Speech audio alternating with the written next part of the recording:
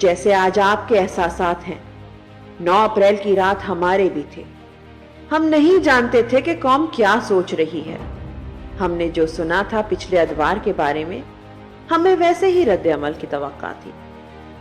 جو منظر آپ ٹی وی پر دیکھ کر ٹوٹے تھے، ہم اپنی آنکھوں کے سامنے دیکھ رہے تھے۔ ہمارے سامنے وہ اٹھا تھا اور خالی ہاتھ وزیر اعظم ہاؤس سے نکل گیا تھا۔ ہم دل شکستہ خود سے نظریں نہ ملا پا رہے تھے۔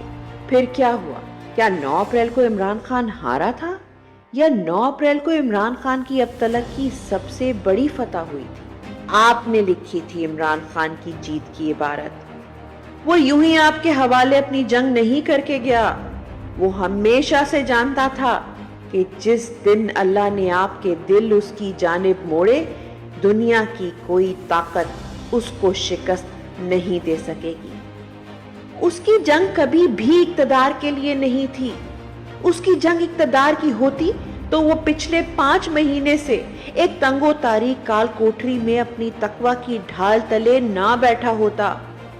اس کی جنگ محض طاقت کے حصول کی ہوتی تو وہ گولیاں کھا کر مسکراتے ہوئے آپ کا حوصلہ نہ بحال کرتا۔ اس کی جنگ وزیر اعظم کی کرسی کے لیے ہوتی تو اس کرسی کو دوام دینے والے سارے مہرے اس کی آنکھوں کے سامنے 9 اپریل کو سجنے والی بساط پر پڑے تھے اور ایک عرصے تک پڑے رہے۔ اس کی جنگ کا مقصد ہمیشہ سے آپ کو ایک عظیم قوم بنانا تھا۔ وہ جس دن دنیا کے سامنے کھڑے ہو کر لا الہ الا اللہ کہہ رہا تھا، اسی منبر پر کھڑے کھڑے اس کے پیروں سے سانپ لپٹنے لگے تھے۔ پھر بھی اس کی للکار سست نہیں پڑی۔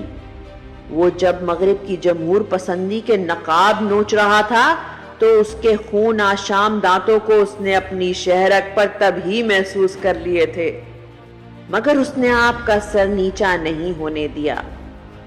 وہ جب اپنے نبی پاک صلی اللہ علیہ وآلہ وسلم کی حرمت کے لیے آواز اٹھا رہا تھا تو بھی جانتا تھا کہ وہ آتش نمرود میں کود رہا ہے، لیکن وہ مانتا تھا کہ اولاد ابراہیم کو بس یہی شیوا دیتا ہے۔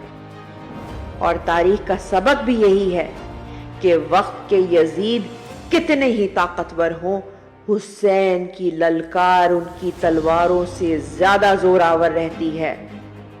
اس کی جیت تو اسی دن ہو گئی تھی جس دن آپ نے کوفی بننے سے انکار کر دیا تھا۔ اب اپنی جیت کو امر آپ نے اس للکار سے کرنا ہے جس کا درس حسین اپنے خون سے لکھ گئے ہیں۔ جو پیادے آپ کے سامنے ناخدا بنے بیٹھے ہیں، ان میں سے کسی کا قد نہیں اس کو شکست دینے کا۔ اس کا مقابلہ خدائی کے دعویداروں سے ہے، اور اس مقابلے میں اس کا ہتھیار آپ ہیں، خلق خدا۔ جہاں ابھی تک آپ کے قدم نہیں ڈگمگائے، ویسے ہی اب آپ کی آواز نہیں کمزور پڑنی چاہیے۔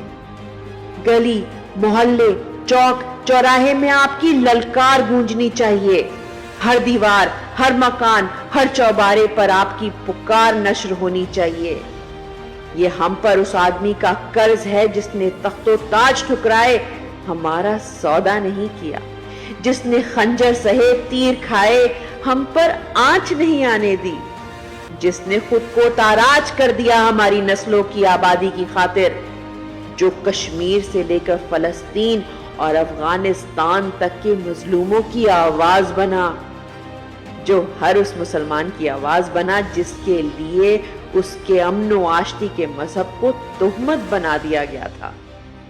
یاد رکھیں، ہم اس کی جنگ میں اللہ کے بھروسے اترے تھے، اپنے ایمان کے سہارے ڈٹے رہے اور اپنے آبا کی میراث کو اپنے سینوں میں سمو کر ایسے لڑیں گے، ہم نہیں جھکیں گے۔